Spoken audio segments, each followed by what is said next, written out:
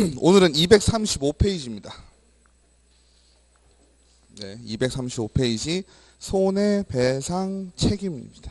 손해배상 책임. 우리가 개업공인중개사는 우리 거래 의뢰인보다 많이 알고 있는 사람이라는 표현을 제가 계속 썼죠. 그죠? 그리고 우리 공인중개사 법 자체도 개업공인중개사에게 많은 책임을 지우고 있다. 왜? 네가 더 많이 하니까. 그죠? 그래서 일반적으로 우리가 개인 간에 문제가 생기면 어떻게 해결을 하시죠? 우선 상식선에서 얘기를 하죠. 그죠? 야, 네가 잘못했 거잖아. 그럼 네가 손해를 배상을 해야지 라고 하죠. 그러다 안 되면 어떡하죠? 쌈나죠. 그죠? 쌈나면 종국에 가서는 뭐라 그래요? 법대로 해 이러죠. 거기서 얘기하는 그 법은 무슨 법이에요? 여러분들이 열심히 배우고 계신 민법입니다. 그죠? 사인 간에 문제가 생겼을 때 해결하는 방법은 민법입니다.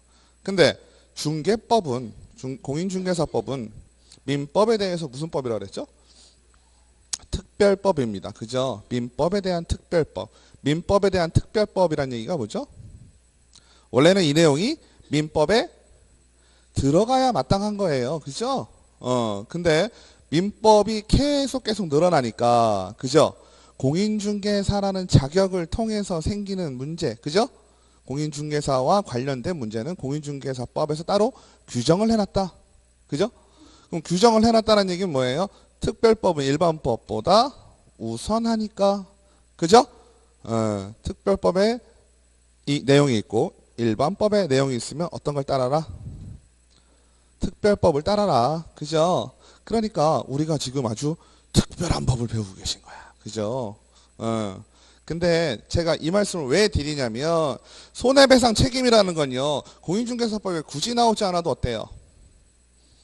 굳이 나오지 않아도 우리가 민법이라는 아주 훌륭한 법이 있기 때문에 그죠?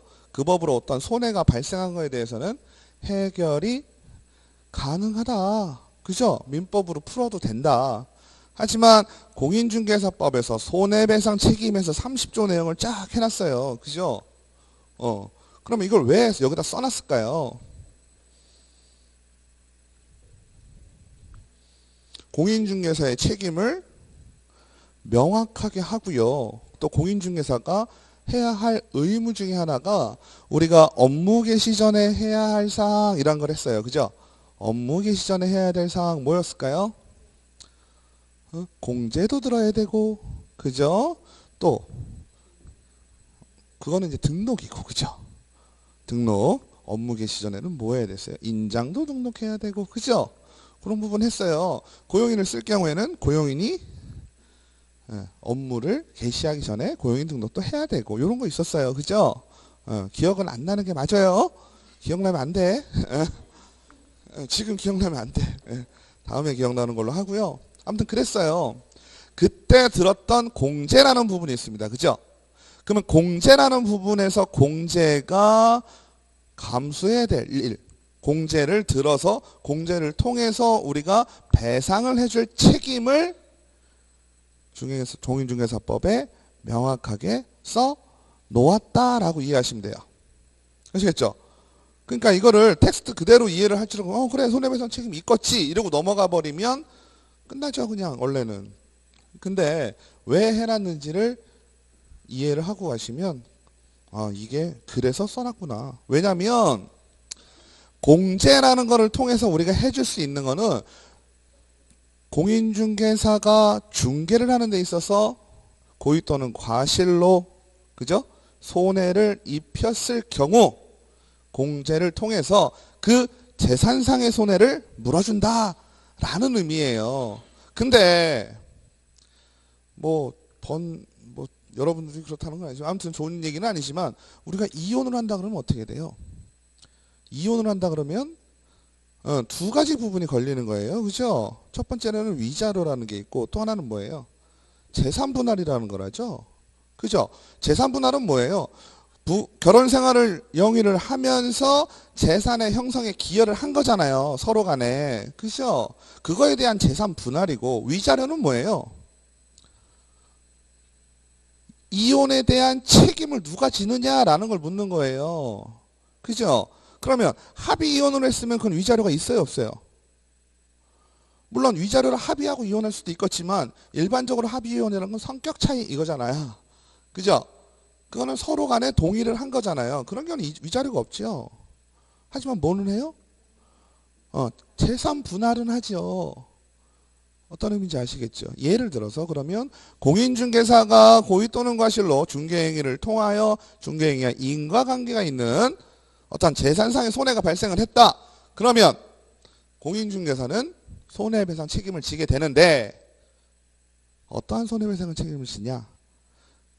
재산상의 손해, 즉 물리적인 재산상의 손해에 대해서 책임을 지고 만약에 의뢰인이 중개인의 고의 또는 과실에 인해서 정신적인 손해까지 발생을 했다. 그러면 정신적 손해도 보상을 해 주어야 되겠죠. 상식적으로. 맞나요? 우리가 정신적 손해에 대해서 보상을 해주는 걸 보통 뭐라고 표현해요? 이혼뿐만 아니라 다른 데서도 우리 위자료라는 표현을 쓰잖아요. 그죠? 맞나요? 근데 공인중개사법에서 규정해내온 손해배상의 책임은 재산상의 손해를 공제를 통해서 해줘라. 아니면 공제를 통하지 않고 자기가 직접 해줘도 상관은 없어요. 공제라는 거는 보조적 장치예요. 공인중개사가 내가 그 손해를 배상해줄 능력이 없을 때 공제를 통해서 해주는 거니까. 아시겠죠? 그러면 정신적 손해는 뭘로 수습을 해야 되겠어요? 그건 민법으로 또 따져봐라. 아시겠죠? 위자료도 받을 수 있다는 얘기예요. 그러면 법을 보시면 두 가지가 나와요. 첫 번째, 개업공인중개사는 중개행위를 함에 있어서, 그죠? 중개행위 동그라미 치시고요. 고의 또는 과실 이렇게 나옵니다. 고의 또는 과실도 동그라미를 치시고 거래 당사자에게 재산상의 손해 동그라미 치시고 그 손해를 배상할 책임이 있다라고 하는 겁니다. 아시겠죠? 그러면 다시 한번 정리를 할게요. 공인중개사가 뭘 할 때? 중개행위를 할 때, 그죠? 공인중개사가 중개행위를 할 때니까 중개행위를 할 때가 아니라면 이 법에서 얘기하는 책임이 있을까요? 없을까요? 없겠지요. 그죠? 대신 뭔 법에 적용을 받겠어요? 민법으로 풀겠죠. 그죠? 이 법에서 얘기하는 재산상 손해에 대한 법 조문은 반드시 중개 행위를 할 때, 그죠? 중요한 건 고의 또는 과실. 고의는 뭐예요? 일부러. 과실은요? 실수로. 그죠? 중개 행위를 할 때 일부러 그러든지 실수로 그러든지, 그죠? 거래 당사자에게 재산상의 손해, 그죠? 금전적인 재산상의 손해를 발생할 때 그 손해를 배상할 책임이 있다. 읽어보면 어때요? 그냥 고개가 끄덕거려지시죠? 그 의미는 뭐예요? 너무나 당연한 얘기예요. 너무나 당연히 써놨다는 얘기는 아까 제가 말씀드린 것처럼 재산상의 손해, 중개행위 이런 말들이 들어가서예요. 그죠? 그런 말들이 없으면 굳이 뭐 당연히 손해배상 책임은 지는 거니까. 그죠? 그 다음에 2항을 보시면 자기의 중개사무소를 다른 사람의 중개행위 장소로 제공하였다. 그죠? 장소를 제공한 거예요. 그죠? 장소를 제공하였는데 장소를 제공했는데 거래 당사자가 손해를 입었다. 그러면 공인중개사는 당연히 책임을 진다라는 겁니다. 그러니까 두 가지죠. 기본적으로 중개행위를 통하여 공인중개사가 거래인에게 고의 또는 과실로, 그죠? 재산상의 손해를 입혔을 때 물어준다.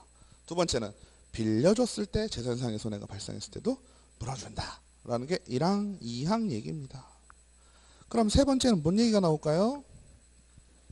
세 번째는 1번 1항, 2항에서 물어주라 했죠. 물어주라 했는데 어떻게 물어주냐? 그죠? 어떻게 물어주냐면 보증보험 또는 공제에 가입을 하거나 아니면 공탁을 하거나 그죠? 공제나 보증보험은 비슷한 성격이죠.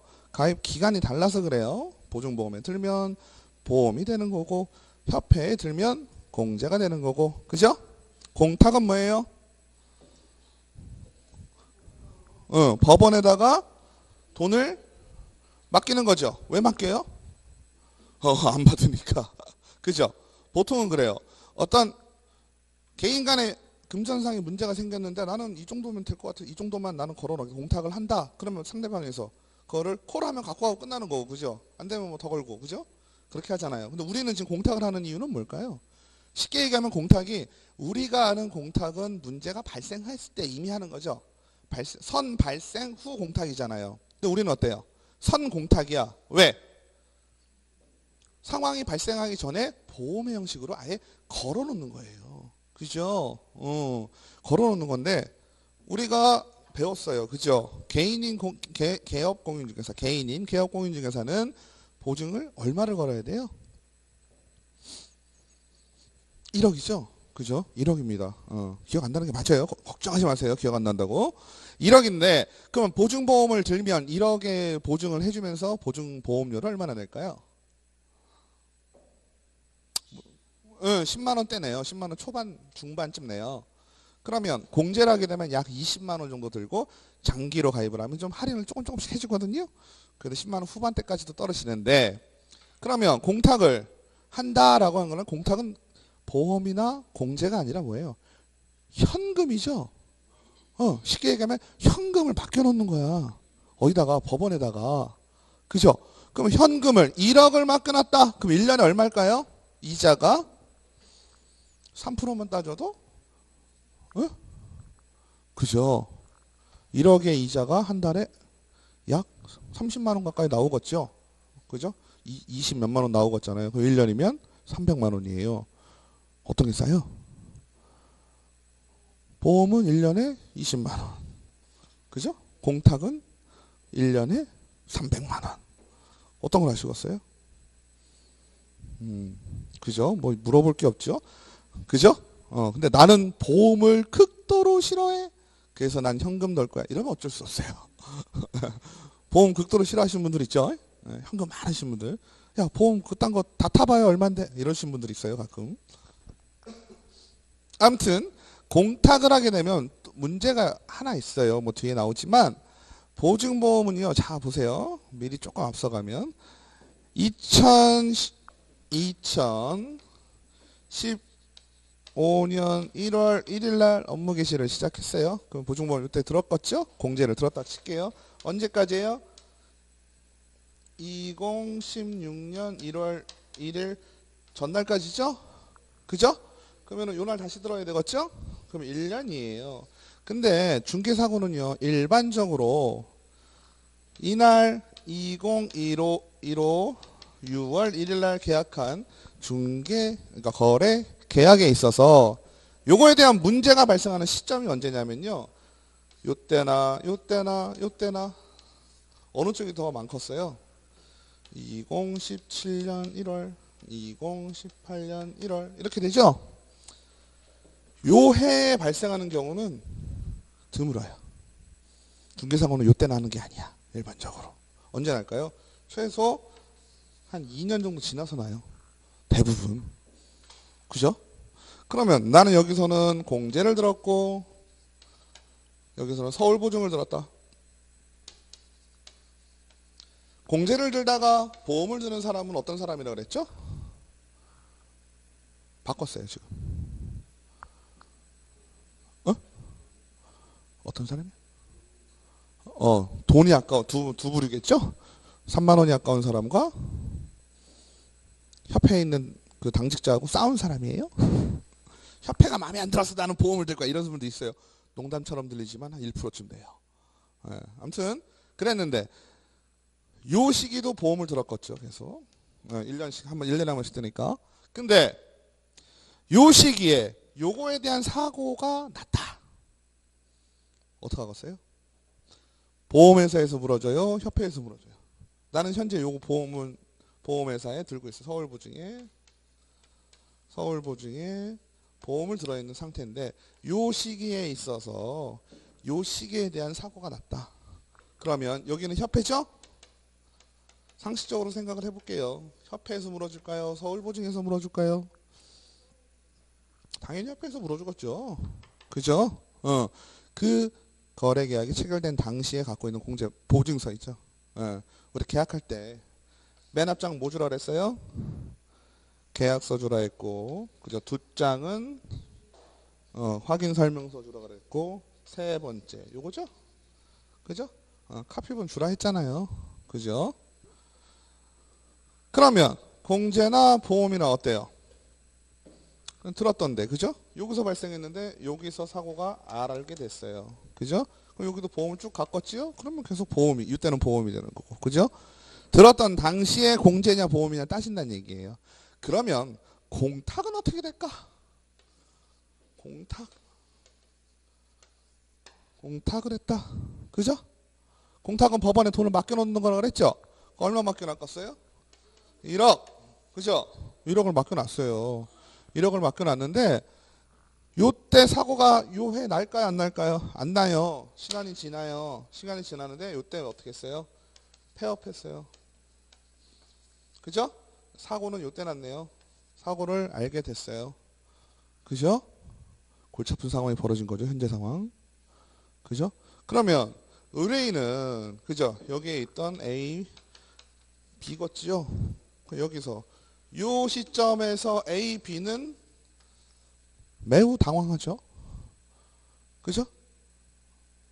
공인중개사 C는 어떻겠어요? 도망갔어요. 없어. 그죠? 없어요. 그럼 어떻게 될까요? 이 사람들이 할 수 있는 건 어떻게든 C 찾아가지고 소송해야 되겠죠. 그죠? 그 방법밖에 없죠. 근데 다행스럽게도 중개사고가 바로 일어나지 않는다는 것을 법도 잘 알고 있습니다. 그래서 공탁은 기간이 있을까요? 없을까요? 있어요? 아니 내가 폐업 안 하고 1년마다 한 번씩 1억을 넣었다가 다시 받았다가 다시 주고 이렇게 하나요? 공탁은 의미가 없죠. 그죠? 보험은 1년에 한 번씩 다시 재가입을 하라 했어요. 그 날짜에 맞춰서. 그죠? 근데 공탁은 재가입이 의미가 있어요? 없어요? 없지요. 없어요. 그러면 공탁은 한 번 들면 내가 뭐 할 때까지? 폐업할 때까지 계속 쭉 가는 거죠. 그러면 언제 폐업해? 여기 폐업했잖아요. 그죠? 여기 좀 폐업했다고 치면 폐업을 하고 공탁금을 바로 내주면 어떤 문제가 발생해요? A, B가 문제가 생기잖아요. 그죠? 그래가지고요. 공탁을 한 경우에는 폐업한 후 3년간 공탁금을 찾아가지 못해요. 그럼 되겠죠? 훌륭하죠? 훌륭해. 중요한 건 뭐예요? C 입장이죠. 어라? C는 그러면 1억을 또 3년간 묻어둬야 돼. 그죠? 폐업한 후 3년간 또 묻어놔야 돼. 1,000만 원이야, 1,000만 원. 이자만 떠셔도. 그죠? 공탁 하겠어요? 안 하겠어요? 암만 보험을 싫어한다고 쳐도 공탁은 잘 안 하겠죠? 다 보험으로 합니다. 대부분. 자, 그럼 이제 자세히 좀 보실게요. 자, 235페이지에 쭉 나옵니다. 그 다음에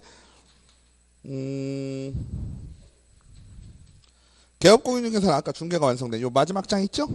마지막 장에 보장 금액이라든지 보험회사 공제사업 행하는 자 공탁기간의 소재지 그 다음에 보장 기간 왜 그런다 그랬어요? 공탁 같은 경우에는 기간이라는 게 무의미하죠? 내가 드러났다 그러면 내가 이 사람이 내일 당장 폐업해도 3년간은 유효하죠. 그죠? 내가 오늘 계약을 했는데 의뢰인이에요. 근데 공인중개사가 내일 당장 폐업을 한다 그래도 3년 동안은 유효할 거니까 공탁은 기간이 무의미합니다. 그죠? 하지만 공제는 어때요? 유효한지가 중요해요.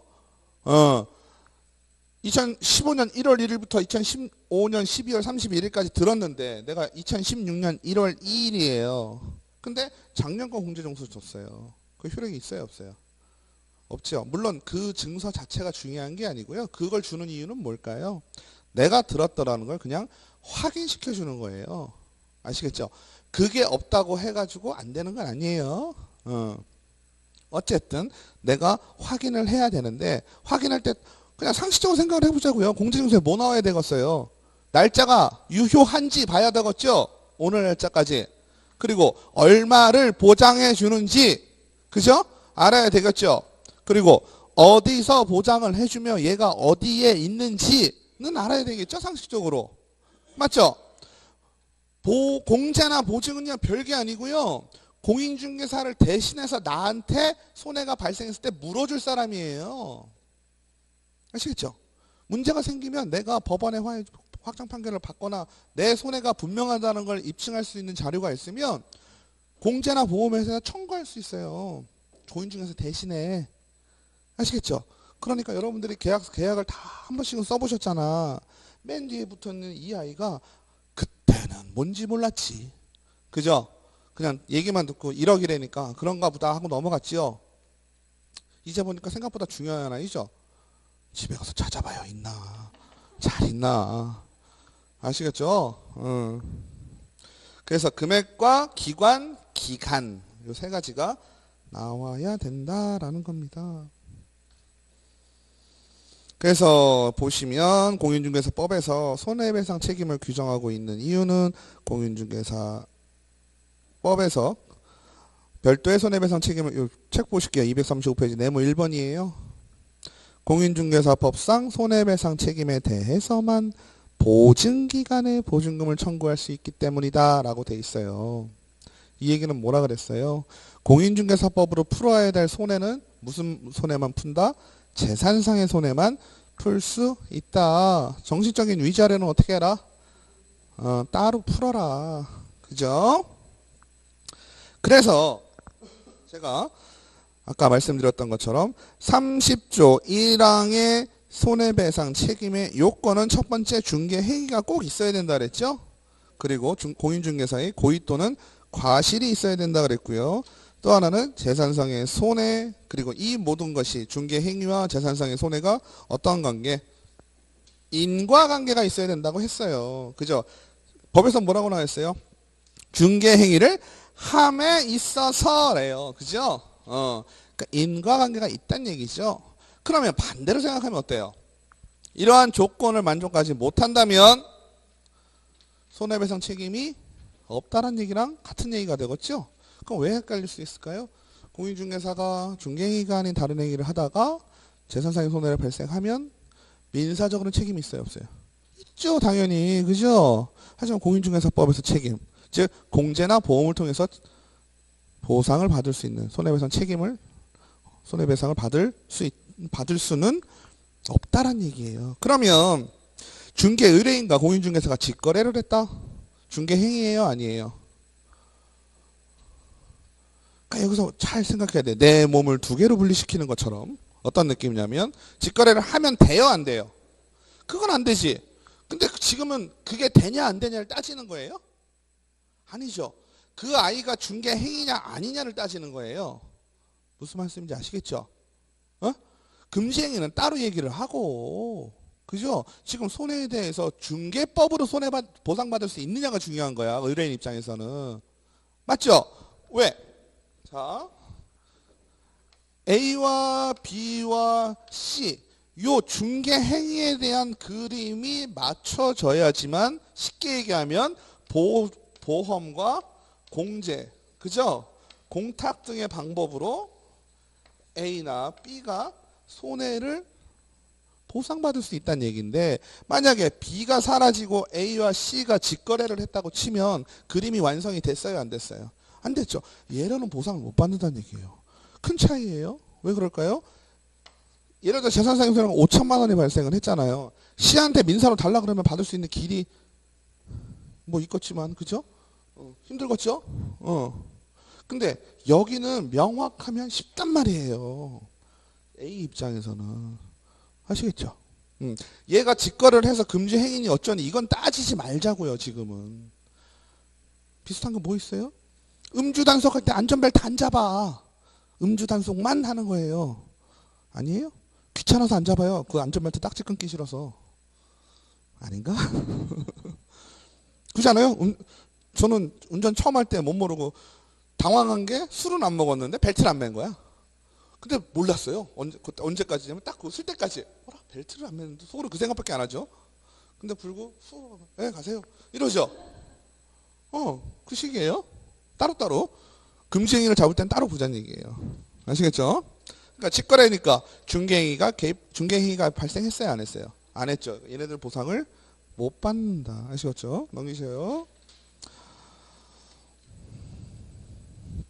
그 다음에 이게 이제 그 얘기죠. 236페이지 맨 위에 나와 있는 중개 행위로 인한 것이 아니라면 공인중개사법상의 손해배상 책임을 지지 않는다라는 겁니다. 아시겠죠? 이래서 중개 행위에 해당하는 여부는 어떻게 할 수 있느냐? 개업 공인중개사의 행위를 객관적으로 보아 사회적 통념상 거래, 알선, 중개를 위한 행위라고 인정되는지 여부에 의해서 결정한다. 이거 진짜 어려운 말이에요. 그죠? 객관적으로 보아 사회적 통념 236페이지 위에 동그라미 3번이거든요. 그죠? 어쨌든 우리가 알아야 될 행위는 알아야 될 단어는 객관적으로 보아 사회 통념상, 그죠? 사회 통념상 중개행위라고 보여진다면 중개 행위이다라는 것이고요. 근데 판례는 손해배상 책임과 관련해서는 중개 행위를 법 2조 용어의 정의에서 중개보다 넓게 해석한다. 골치 아프네요. 판례에는 우리 법에서 규정해놓은 중개보다 넓게 해석을 해서 경매 대상 부동산에 대한 권리 분석 및 취득 알선, 이거는 왜 그럴까요? 거래 계약이 이루어지는 걸까요? 아니죠. 내가 가서 하는 거죠. 대신하는 게 아니라. 그죠? 취득 알선 이거 뭐예요? 또 하나는 권리 분석이니까 거의 컨설팅 좀 되겠죠. 근데 공인중개사가 한 행위, 이거에 대해서도 뭐라고 본다? 중개라고 보기 때문에 여기에서 문제가 발생하면 어떻단 얘기예요? 예로 보상을 받을 수 있다는 얘기예요. 그 다음에 판례는 한번 읽어보시고요. 넘겨서 237페이지 고의 또는 과실. 과실에는 중과실뿐만 아니라 경과실도 포함된다. 그죠? 중과실, 경과실. 책임이 큰 거, 작은 거, 뭐 이런 식이겠죠? 과실이 크거나 과실이 작거나 다 과실이 있을 경우. 그죠? 과실이 있을 경우 요 보증기간을 통해서 손해배상을 받을 수 있다는 얘기죠. 과실이 없으면 고의 또는 과실에서 과실이 없으면 무과실이다. 그럼 누구 과실이겠어요? 문제가 생겼다. 지금은 그림은 제대로 그려졌죠. 그죠? 기본적으로 중개행위는 벌어졌다고 생각을 하고요. 그럼 A와 B와 C가 있는데, 그죠? A와 B가 C가 있는데 공인중개사의 과실 없이 어떠한 중개 사고까지는 아니더라도 재산상의 손해가 발생을 했죠? 의뢰인에게. 그러면 공인중개사는 아무 잘못 없는데 과실이 발생을 하면 공인중개사 잘못이 손해배상 책임이 있을까요? 없을까요? 당연히 없겠죠. 그죠? A, B가 잘못했을 경우에는. 그죠? 그 얘기 하는 거예요. 근데 과실이 가벼운 거든 아니면 현저하게 무거운 거든 과실이 조금이라도 있다면 중개사의 책임이 있다라는 겁니다. 그죠? 그래서 과실이 있을 경우 법원은 손해배상의 책임 및 그 금액을 정함에 있어서 중개 의뢰인의 과실을 참작해야 된다. 이 얘기는 뭘까요? 공인중개사가 잘못을 해서 과실이 지금 있는 상황이에요. 이미. 그죠? 이미 있는 상황인데 의뢰인도 일정 부분 과실이 있다. 이런 거 우리가 어디서 많이 봐요? 교통사고. 그죠? 교통사고 한쪽이 100% 잘못하는 게 있어요? 있기도 해요. 뭐 상대방이 음주운전 뭐 이런 것들 있죠? 뭐 10대, 중대 뭐 이런 거 있어요. 그런 거면 뭐 세워놓은 차, 주차 라인에 제대로 세워놨는데 박았다든지 뭐 이런 경우에는 100% 과실도 나오기도 하지만 일반적으로 서로 움직이는 상황, 조금이라도 움직이는 상황이면요. 어떻게 돼요? 서로 과실을 좀 있다고 봅니다. 이걸 뭐라고 불러요? 한쪽의 과실이 내가 막 빨리 가. 내가 과속도 10대에 걸리나? 아무튼 막 신호위반 이런 거 걸리거든요. 100%다 뒤집어 쓸 수 있어요. 신호위반 같은 거 중대한 건. 근데 일반적으로 하다가 차선 변경을 하는데 내가 옆에 차를 못 봤어. 못 봐가지고 옆으로 차선 변경을 하다가 사고가 났어요.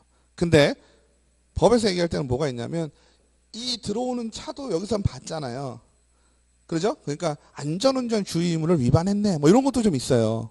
그죠? 그래서 8대 2 나오고 9대 1 나오죠. 그죠? 그러니까 과실이 어떻게 됐어요? 내 과실이 상대방의 과실과 서로 퉁 된 거죠. 그죠? 이해되세요? 내 잘못은 내가 잘못을 10개 했는데 거기도 9개 했는데 거기도 잘못을 1개 정도는 한 거예요. 그죠? 서로 어떻게 된 거예요? 퉁친 거죠. 원래 10인데 거기 1이니까 퉁쳐서 9개가 된 거죠. 100%인데 무슨 말씀인지 아시죠? 그걸 과실상계한다 그래요. 과실상계. 즉 상대방의 과실을 내가 물어줘야 될 부분에서 빼주는 거야. 그죠? 이게요. 한 대면 두 대 상황이면 아주 간단하지요. 차가 한 10대쯤 있었다? 10중 충돌 났다? 골치 아픈 거죠. 10%만 먹어도 5대에 10%를 다 물어줘야 돼. 무슨 말인지 아시죠? 아무튼 그런 느낌입니다. 즉 공인중개사에 과실이 있다 손 치더라도 중개 의뢰인도 과실을 가지고 있다면 그죠? 손해배상을 해줌에 있어서 과실상계를 한다라는 건 뭐예요? 중개 의뢰인이 잘못한 만큼은 빼고 물어준다라는 얘기입니다. 손해배상을 해준다라는 개념입니다. 아시겠죠? 근데 중요한 거는요. 피해자의 부주의를 이용해서 고의로 불법 행위를 저지른 자가 그 피해자의 부주의를 이유로 과실상계를 주장할 수는 없다. 이건 뭔가요? 지금 과실상계 같은 걸 제가 말씀드렸잖아요. 지금 자동차 사고 같은 경우. 그때 봐봐요. 내가 운전을 하다가 옆에 차가 핸드폰 하는 걸 봤어. 그리고 일부러 차를 받았어. 근데 내가 어느 정도 그죠? 잘못의 원인을 제공하고 내가 과실이 있는 거지만 걔 과실도 있는 거잖아요. 근데 걔가 과실이 있다는 부주의하다는 걸 내가 알았어. 내가 아는 걸 남들이 봤어. 그죠? 판결을 하는데 무슨 말씀인지 아시죠? 남이 잘못이 있는 걸 내가 고의로 그냥 땅 갖다 박은 거야. 아니면 제가 음주운전한 걸 내가 알았어. 그죠? 그래서 갖다 박은 거야.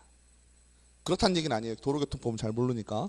아무튼 그런 상황이란 얘기예요. 상대방의 부주의를 내가 고의로 이용을 했다는 얘기지. 그럴 경우에는 과실상계가 적용되지 않겠죠.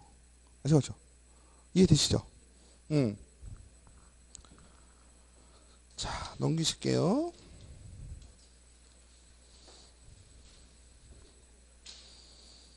개업공인중개사는 재산상의 손해에 대해서만 손해배상 책임을 지고 238페이지 양갈로 3번이요. 공인중개사법상 손해배상 책임은 없지만 민법상 손해배상 책임을 진다. 뭐에 대해서? 정신적 손해에 대해서. 그죠? 위자료를 받고 싶으면 어떻게 해라? 민법에 따라서 소송을 해라. 그죠?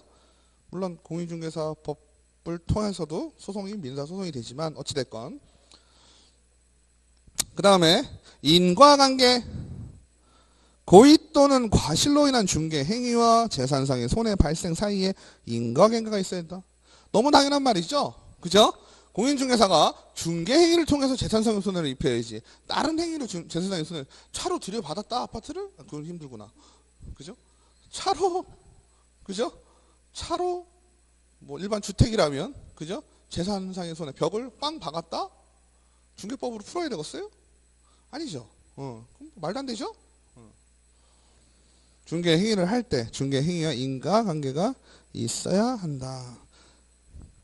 그래서 예를 좀 들면 요 예가 좀 그렇습니다. 개업공인중개사가 성실 정확하게 확인 설명을 하였다면 중개대상물 확인 설명서를 미교부한 이유만으로 손해배상 책임을 부담시키기는 어렵다. 인과관계가 인정되지 않기 때문이다. 이거예요. 그죠? 이건 무슨 뜻일까요? 내가 중개대상물에 대해서 정확한 설명을 했다면 서류 자체를 교부하지 않은 걸로 중개의뢰인이 재산상의 손해가 발생하였다라고 보기는 어렵다라는 얘기예요. 그죠? 설명은 제대로 다 했는데 근데 그걸 입증하기가 쉽지 않겠죠. 그죠? 그래서 중개대상물 확인 설명서가 필요한 거예요. 내가 설명을 다 중개 대상 확인 설명의 의무가 있고 설명서 교부의 의무가 있죠. 어쨌든 교부의 의무를 안 한 건데 교부의 의무, 설명의 의무를 제대로 했다는 것만 확인이 된다면 문제는 없지만 중요한 건 그걸 입증하기가 쉽지가 않겠지. 그죠? 그래서 설명서를 하라는 거예요. 다음에 계약공인사가 경매가 진행 중인 사실을 설명하지 않아서 중개일에게 재산상의 손해가 발생한 경우에도 중개의뢰인이 경매가 진행 중인 사실을 알고 있었다면 인과관계가 인정되지 않아서 기업공인 손해배상 책임을 부담하지 않는다. 이건 무슨 얘기일까요? 경매가 진행 중인 사실을 얘기는 안 했지만 내가 볼 때 의뢰인이 이미 알고 있었다는 얘기죠. 그죠? 그럼 굳이 내가 얘기 안 해도 그건 알고 있는 거잖아요. 이럴 경우에는 인과관계가 발생하지 않는다라고 보는 거죠. 중요한 건 개업공인인사의 고의 또는 고실이 아니고 과실이겠죠? 과실에 대한 입증 책임, 재산상 손해에 대한 입증 책임은 누구한테 있을까요? 손해배상 책임을 주장하는 자니까 이걸 한마디로 누구예요? 의뢰인에게 있다. 아시겠죠? 그 다음에 2항은 뭐예요? 아까 1항은 공인중개사 당사자가 했을 경우, 그죠? 2항은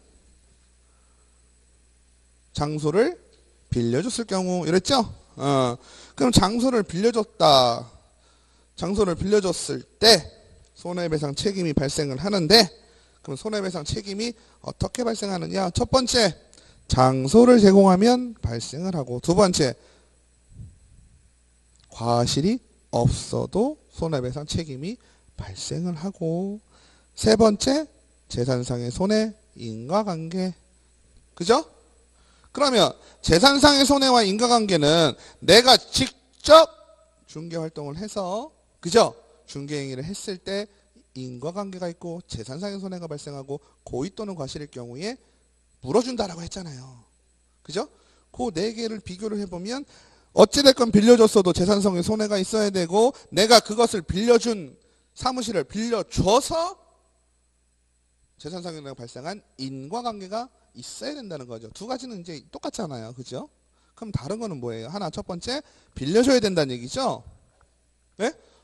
그러면 빌려줬다라는 얘기는 아까 앞전 1항과 비교를 해보면 뭐가 되겠어요? 직접 중개행위를 한 거랑 비슷하겠지? 이해되시죠?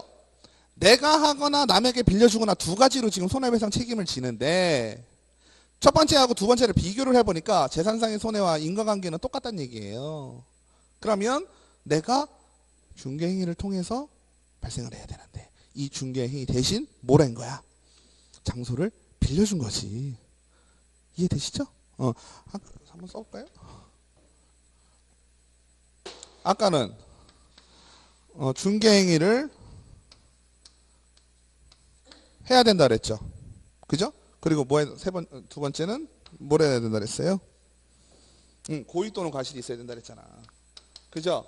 고의 과실이 있고 세 번째 재산상의 손해가 있어야 된다 그랬잖아요. 네 번째는 인과관계. 그죠? 인과관계가 명확해야 된다고 했는데 이거는 뭐였어요? 직접 할 때. 그죠? 공인중개사가. 그죠?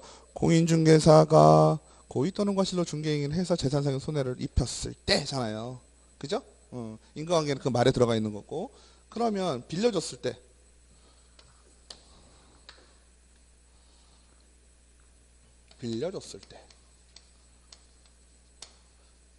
빌려줄 때는 어떻게 되는 거예요? 인과관계는 그대로 오겠죠? 재산상의 손해도 그대로 오겠죠? 근데 중개행위가 어떻게 오는 거예요? 빌려준 행위로 오는 거잖아요. 그죠? 그죠? 근데 아까는 고의 또는 과실이었잖아요. 두 번째는 어떻게 돼요? 무과실이도 된다는 얘기예요. 무과실이어도 어떻게 된다는 얘기예요?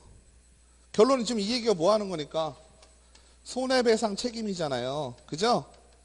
손해배상 책임을 지금 진다는 얘기잖아요. 그죠? 1항하고 2항은 내가 하거나 빌려주거나 이거에 대해서 진단했잖아요. 네 번째는 공탁하고 어떡하고 이 내용이고 세 번째부터는 별로고 첫 번째, 두 번째가 내용이니까. 그죠? 그럼 양쪽으로 비교를 해보면 어때요? 직접 했을 경우는 고의 또는 과실이 분명히 있어야 되는 거고 빌려줬을 때는 과실이 없어도. 그죠? 중개행위를 해야 되는데 중개행위를 한 대신 이쪽에서는 뭘 했어요? 빌려줬어. 그죠? 빌려주기만 하면은 된다는 얘기지. 그러니까 빌려준 행위 자체를 우리가 하나의 항목으로 본 거고. 그죠? 여기서 얘기하는 고의 또는 과실은 우리가 중개 행위 자체를 할 때의 고의 과실이 되겠죠. 그죠? 아까 어땠어요? 제가 잘못한 걸 알고 고의로 뭐 이렇게 하는 거 있죠? 아니면 뭐 실수로 주인을 확인해야 되는데 주인 확인 못한 거죠. 넓은 틀에서 보면 어때요? 빌려준 거 자체가 과실 아니면 고의 뭐 이럴 수 있죠. 우리가 일반적으로 쓰는 표현에 과실이라는 표현에 빌려준 거 자체 넣을 수 있죠. 넣을 수는 있지만 우리가 지금 행위 자체로 보고 아니면 과실은 약간 실수의 개념이 좀 있잖아요. 그죠? 근데 내가 의도적으로 빌려줬다. 그러면 또 이건 실수는 아니잖아. 그죠? 그런 것도 좀 있겠죠. 그래서 아무튼 이런 식으로 두 개를 보시면 되는데 첫 번째 중개행위인지 자기의 중개사무소를 238페이지 네모 3번의 양갈로 1번이요. 자기의 중개사무소를 다른 사람의 중개행위 장소로 제공하였다. 이것도 어때요? 중개행위는 이 30조 1항의 중개행위와 동일하죠? 따라서 중개행위인지 여부를 판단하는 기준도 동일하다. 아까 기준이 뭐였어요? 객관적으로, 그죠? 사회 통념상 중개행위가 맞는지 안 맞는지를 확인을 해란 얘기예요. 그 다음에 중개사무소가 다른 사람의 중개행위의 장소가 아닌 다른 장소로 제공이 되었다면 공인중개사법상 손해배상 책임을 지지 않는다. 즉 다른 장소로 빌려줬다는 얘기는 뭐예요? 여기 빌려줬다라는 말 자체에는 뭐가 생략이 되어 있는 거예요? 빌려줘서 뭘 했다? 중개행위를 했다는 얘기가 되겠죠. 그죠? 우리가 빌려줬다는 얘기는 그잖아요. 나의 공인중개사 사무실을 다른 사람에게 빌려줄 때는 거기서 옷 팔라고 빌려주진 않았을 거 아니야. 그죠? 의뢰인을 데리고 왔을 때 여기 공인중개사 사무실이구나. 거래하고 알선해 주는 데구나 라고 이해를 할 거 아니에요. 그죠? 그러니까 중개행위가 발생을 했다라는 거지. 근데 정말 어이없게 옛날에 그런 것들 좀 많았죠. 낮에는 공인중개사 사무실, 밤에는 문 닫으면 거기다 옷 걸어놓고 옷 팔아. 그런 거 있었어요. 아닌가요? 못 보셨어요? 어디 가면 그렇더라고요. 낮에는 신발 가게, 밤에는 옷 가게 뭐 이런 식의 그런 식이면 괜찮겠죠. 그렇게 빌려주는 건. 그죠? 전혀 관계가 없잖아요. 옷 파는데 뭐 문제 발생하면 그건 또 민사로 알아서 풀어야지. 공인중개사 법하고는 관계가 없다는 얘기죠. 맞죠? 네. 네. 관계가 없어요. 그렇죠. 중개 행위를 다른 사람이 중개 행위를 하도록 빌려주면 내가 뭐 금전적인 이득을 취했건 안 했건 아는 사람이라 공짜로 빌려줬건 그죠? 아니면 모르는 사람이 와서 뭐 1,000만 원 줄 테니 빌려줘 이랬건 상관없죠. 중요한 건 뭐예요? 내가 지금 빌려준 사람이 책임을 졌죠? 하지만 실제로 빌려간 사람도 있겠죠? 빌려간 그 사람은 책임을 면할까요? 아니겠죠. 그 사람 당연히 책임져요. 그 다음에 무과실이라는 거 이게 뭘까요? 빌려주면 어떤 상황이 발생했는지가 중요한 게 아니죠. 에? 내가 과실이 있건 없건 무조건 내 중개사무소에서 중개행위가 이루어졌다면 중개 의뢰인의 외관 신뢰보호를 위해서 중개사무소를 빌려준 개업공인중개사에게 무과실 책임. 그죠? 빌려준 사람이 과실이 없어도 아시겠죠? 중요한 건 뭐예요? 그렇기 때문에 개업공인중개사가 나는 정말 과실이 없었어. 이 무슨 얘기일까요? 빌려준 사람이 빌려간 사람이 그죠? 전혀 문제 없어. 뭐 아니면 나는 중개행위를 하지 않을 거야. 이럴 수 있겠죠. 나는 옷가게를 할 거야. 계약서로 옷가게를 썼는데 어때요? 중개행위를 했다? 그래도 어떻게 될까요? 책임을 지는 거야. 그러니까 빌려주면 되겠어요, 안 되겠어요? 안 된다는 얘기지. 그죠? 어떤 거요? 네.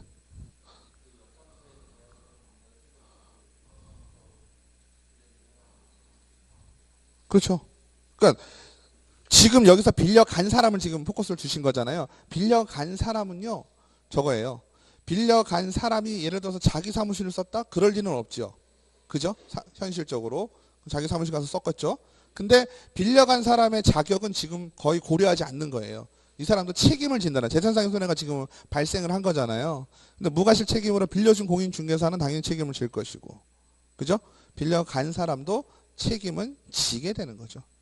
그죠? 근데 예를 들어서 뭐 여러 가지 이제 그 사람에 대한 자격은 또 따로 따져봐야 되겠죠. 날릴지 말지 뭐 이런 거. 그 다음에 거래 당사자의 재산상의 손해, 이건 똑같죠. 인과관계는 똑같죠. 왜? 여기서 중개행위를 했을 때 그거에 대해서 재산상의 손해가 발생을 해야 된다라는 겁니다. 여기서 제일 중요한 건 239페이지 키포인트예요. 자, 정리하실게요.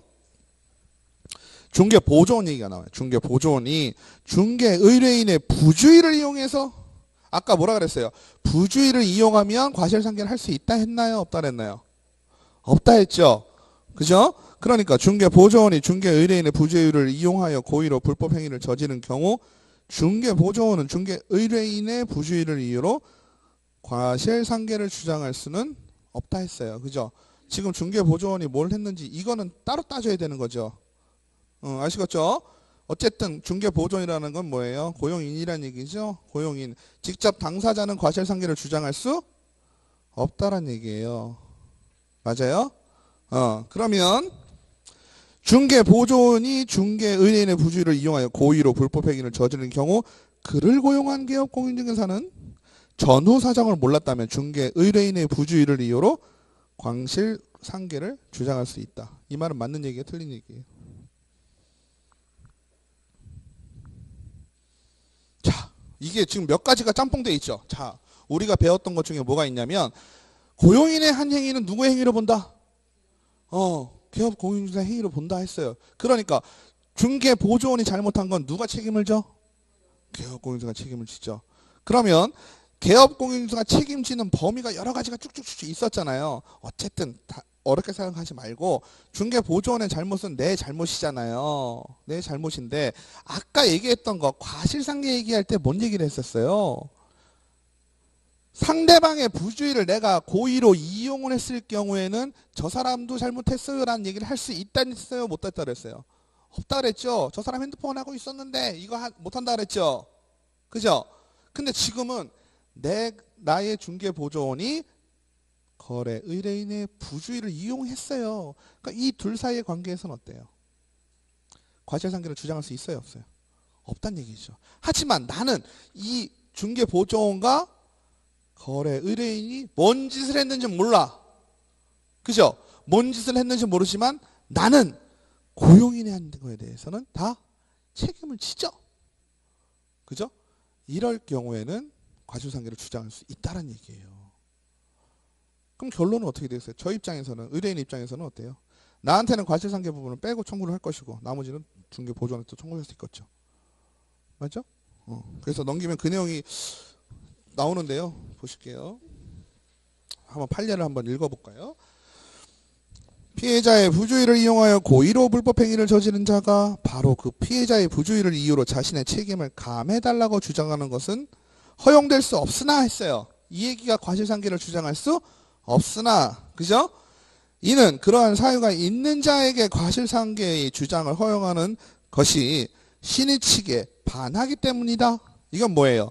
주장하는 자, 상대방 이미 알고 있었잖아요. 짜고 치는 고수톱은 잘못된 거잖아. 그죠? 이미 알고 있었는데 그거를 아는 거를 나중에 감해달라고 하는 건 문제가 있는 거잖아요. 그게 뭐예요? 신의 측에 위배가 된다. 그렇기 때문에 중개보조원이 업무상의 행위로 거래 당사자의 피해자에게 고의로 불법행위를 저지른 경우라 하더라도 중개보조원을 고용했을 뿐 이러한 불법행위에 가담하지 않았잖아요. 공인중개사는 그걸 고의로 이용했어요? 안 했어요? 이용 안 했죠. 이용하지 않은 개업 공인중개사의 책임을 묻고 있는 피해자의 과실이 있다면 법원은 과실상계의 법리를 쫓아 손해배상 책임 및 그 금액을 정하면서 이를 참작하여야 한다. 읽어보니 어때요? 이해가 돼요?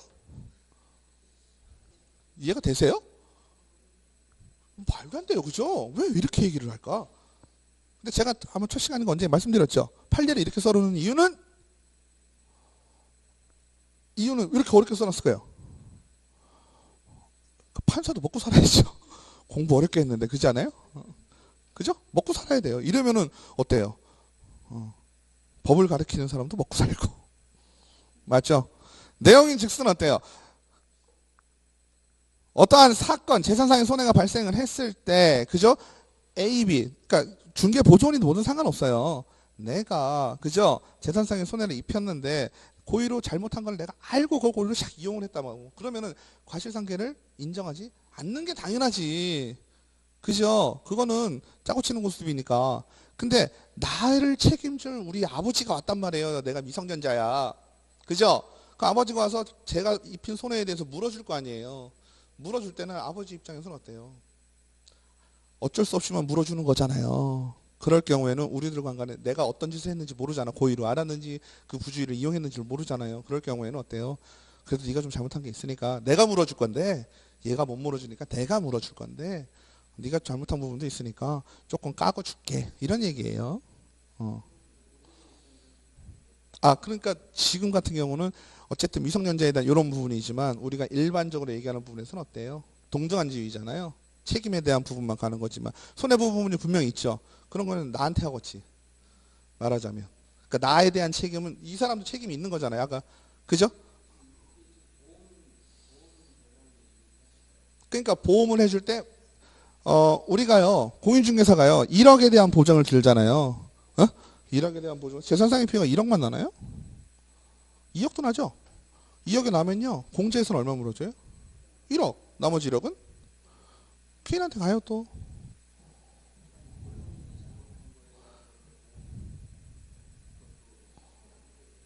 그렇죠. 네, 그러니까 그 얘기는 뭐냐면요. 지금 고용인이잖아요. 근데 지금 공인중개사잖아요. 공인중개사하고 보험회사는 동급이죠. 그죠? 공인중개사하고 보험회사는 공제 협회는 동급이죠. 그러니까 여기서 물어줄 때는 어떻게 물어주겠어요? 상계하고 물어주겠죠. 그죠? 근데 이 사람은 손해가 더 있죠. 만약에 예를 들어서. 그죠? 그러면 또 나하고 따져야 되겠지. 당사자하고. 다 소멸되는 게 아니죠. 그죠? 우리 경매 넘어갈 때도 내가 빚이 10억인데 경매가 2억짜리 넘어간다고 끝나나요? 아니에요. 또 남아요. 8억 또 남아요. 그죠? 계속 가는 거예요. 계속. 지금 얘기하는 건 아까도 제가 말씀드렸잖아요. 중요한 건 여기서 물어줄 때 그죠? 물어주는 범위를 자꾸 얘기하자는 거예요. 그것뿐만 아니라 또 뭐도 있겠어요. 정신적인 손해도 있을 수 있죠. 근데 그거는 지금 따진다 그랬어요? 안 따진다 그랬어요? 안 따져요. 공인중개사법에서는 안 따진다는 얘기예요. 공인중개사법에서는 재산상의 손해. 공인중개사의 책임이니까. 네. 지금 내 책임이 어때요? 고용인의 책임이 공인중개사한테 갔죠. 그럼 공인중개사가 잘못한 건 어떻게 돼요? 공인중개사가 물어두든지 아니면 공인중개사가 발생할지 모르는 누군가의 책임에 대해서 보험을 들어놓은 거잖아요. 그죠? 그러니까 그 보험에서 물어주겠죠. 더 중요한 건 뭐예요? 보험에서 물어주고 또 공인중개사한테 청구해요. 맞죠? 지금 돌아가는 시스템으로 보면 가장 이익 본 사람은 누구예요? 그나마. 별 문제 없이 보험회사를 통해서 돈을 받긴 받았잖아요. 상계 부분은 있지만. 그죠? 어찌됐건 지금 다 돈 나가는 상황이죠. 다 돈 나가는 상황인데 어때요? 의뢰인은 그래도 그나마. 그죠? 그나마 건졌죠. 이 법의 시스템이 지금 누굴 위한 거예요? 의뢰인을 위한 거예요. 그죠? 돌아가는 시스템을 보면 제가 이렇게 이 법을 이렇게 째려보면요. 이건 공인중개사를 위한 게 암만 생각해도 아닌 것 같아요. 진짜 의뢰인을 위한 법인 것 같아요. 대신 공인중개사는 어떻게 해요? 의뢰인을 보호할 목적이니까 네가 어떻게 해라? 똑대기 잘해라. 이 얘기예요. 공인중개사한테 요구하는 것이. 아시겠죠? 그리고 여기 나오겠네요. 이제.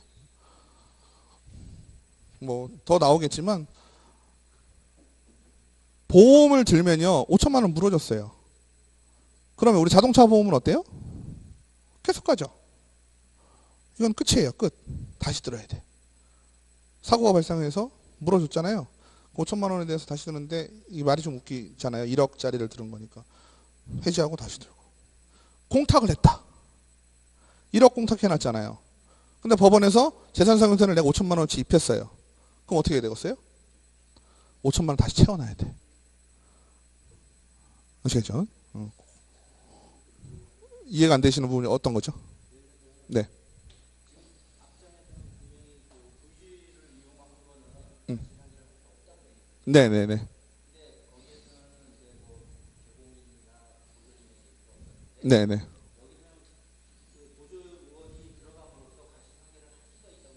아, 지금은요, 중개 보존이란 말에 포커스를 두지 마시고요. 예를 들어서 지금 중개 보존을 거기다가 끌어댄 이유는 뭐냐면요. 어쨌든 책임을 누군가에게 지워야 되잖아요. 손해가 발생을 했을 때. 근데 과실상계를 할 수 없는 건 당사자일 경우에요. 그러니까 예를 들어서 지금 공인중개사가 만약에 고의 또는 과실로 그 부주의를 이용을 했잖아요. 이러면 과실상계가 안 되지요. 그죠? 과실상계가 안 된다는 건 다 물어주라는 얘기죠. 그렇죠. 근데 중요한 건 뭐냐면 지금은 의뢰인 때문에 그러신 거잖아요. 의뢰인의 입장에서는 어찌됐건 손해잖아요. 그죠? 어떻게 보면 손해라는 개념이 자꾸 들어오시는 거잖아요. 그러니까 이게 법의 시스템을 지금 얘기하기 위해서 예를 넣는 거거든요. 그러니까 과실상계라는 거를 설명하기 위한 거거든요. 지금 얘의 말 자체는. 과실상계라는 거는 누구만 해당이 된다는 얘기예요. 과실상계를 할 수 없다라는 거는 그거를 이용한 자만 할 수 있다는 얘기가 지금 해놓은 거예요. 그죠? 그럼 지금 법원의 판례 아까 어떻게 들어보셨어요? 말이 좀 어렵지만 앞전에 보면 어떻게 돼요? 앞쪽 쪽에서 보면 허용될 수 없으나라고 했잖아요. 허용될 수 없다라는 건 뭐예요? 책임을 좀 감해달라는 거, 과실상계를 좀 해달라는 거는 허용될 수 없다. 어디냐면 240페이지 위에 판례 있잖아요. 피해자의 부주의를 이용하여 고의로 불법행위를 저지른 자, 여기는 공인중개사도 뭐든 상관없죠. 공인중개사 소속이든 중개보조원이든 상관없어요. 그 바로 피해자의 부주의를 이어 자신의 책임을 감아달라고 주장하는 것은 허용이 될 수 없다라는 얘기예요. 그죠? 없으나 이는 그러한 사유가 있는 자에게 과실상계를 주장을 허용하는 것이 신의 측에 반하기 때문이다라는 거죠. 다 알고 한 고소톱이 되는 거잖아요. 그죠? 공인중개사건, 중개보조원이건 소속 공인중개사건. 그런데 중개보조원이 업무상의 행위로 거래 당사자인 피해자에게 고의로 불법행위를 저지른 경우라 하더라도 중개보조원을 고용하였을 뿐 이러한 불법행위에 가담하지 아니한 개업공인중개사에게 책임을 묻고 있는 피해자. 어떻게 되는 거예요? 지금 피해자가 중개보조원이 한 일에 대해서 누구한테 지금 책임을 묻고 있어요? 개업공인중개사한테 묻고 있죠? 그죠? 내가 피해자가 한번 됐다고 상상을 해볼게요. 알고 보니까 나랑 거래를 해준 이 사람이 중개보조원이에요. 중개보조원인데 나는 열심히 공부를 한 사람이니까 중개보조원의 행위에 대해서 누가 책임을 진다는 걸 알아. 사장님이 책임져야 된다는 거 알잖아요. 그래서 사장님한테 돈 달라고 한 거 아니에요, 현재 상황. 왜? 중개보조원이 줄 돈이 없을 것 같거든. 그럼 그런 개념으로 본다면 어때요? 중개보조원이 만약에 둘 간에 공인중개사와 사장님과 보조원이 그러한 관계에 있지 않다면, 즉 사장님이 모든 걸 책임지는 관계에 있지 않다면 내 입장에서는 이 사람한테 보조원한테 못 받으면 돈 받을 수 있는 길이 있어요, 없어요? 없지요. 그죠? 없는데 고맙게도 어때요? 중개보조원의 행위를 사장님의 행위를 봐준다 그랬어. 그러니까 나는 누구한테 청구할 수 있어? 사장님한테도 청구할 수 있는 거잖아요. 그 사장님한테 돈 주세요 했다고. 돈 주세요 했는데, 그죠? 사장님 입장에는 억울해요, 안 억울해요? 완전 억울하지. 그죠? 완전 억울한데 어때요? 무조건 책임이에요. 그죠? 거기도. 그죠?